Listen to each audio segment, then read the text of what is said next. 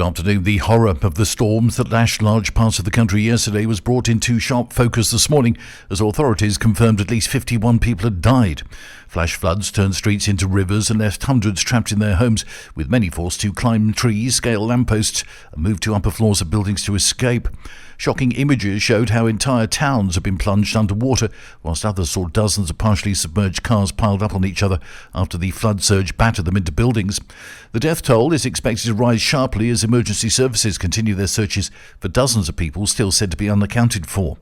Video footage also emerged of the moment a helpless woman was swept away by the surging floodwaters in Valencia city. The government announced the creation of a crisis committee as the size of the disaster became apparent. The Defence Minister, Margarita Robles, said this morning that more than 1,000 members of the Military Emergencies Unit had been mobilised to help with the rescue efforts in the Valencia province.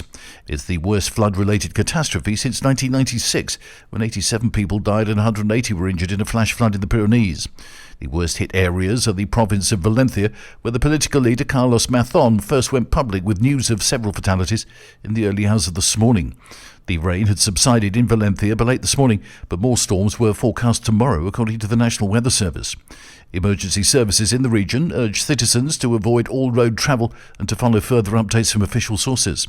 Trains to Madrid and Barcelona were cancelled due to the flooding, and schools and other essential services were suspended in the worst-hit areas. The Speaker of the Lower House of Parliament, Francine Armengol, said today's parliamentary session will be called off because of the disaster. Scientists say extreme weather events are becoming more frequent due to climate change. Meteorologists think the warming of the Mediterranean plays a key role in making torrential rains more severe.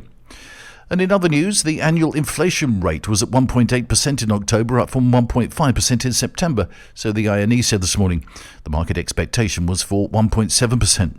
In October, food and non-alcoholic beverage prices rose 1.8%, whilst alcoholic beverage prices jumped 3.5%. Restaurants and hotels saw the highest price rise in October at 4.7%, but transportation prices dropped 3.9%. That's the latest from TRE. I'm Bob James.